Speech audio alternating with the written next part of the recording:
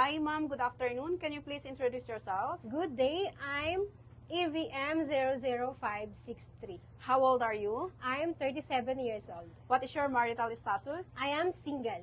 Do you have kids? I do have children, 16 years old, a 3 years old, and a 1 year old. Who will take care of your children when you work abroad? My partner will take care of my children. Do you have any experience working as a domestic helper? I have 4 years experience working in Saudi Arabia as a nanny and a domestic helper. What are your main duties as a domestic helper? My duties there is to take care of the babies and also the household chores. Do you need to send the kids to school? Yes, Are you prepared to send the children to school if you need to? yes, Are you willing to eat Chinese food when you are here? yes. What would you do if you feel homesick?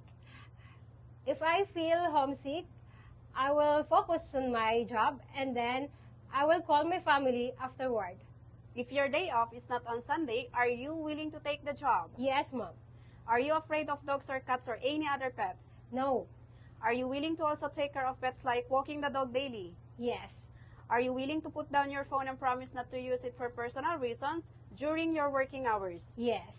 What would you do if the employer gets angry at you when you make a mistake? First, I will say sorry and then I will promise not to do it again. Why do you want to work in Hong Kong?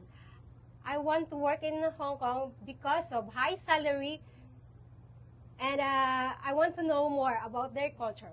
How long do you plan to work in Hong Kong? As long as my employers needs my service. Say a few words to your future employer. To my future employer, please select me because I'm hardworking, honest, trustworthy, and a multitasking. Thank you and have a good day.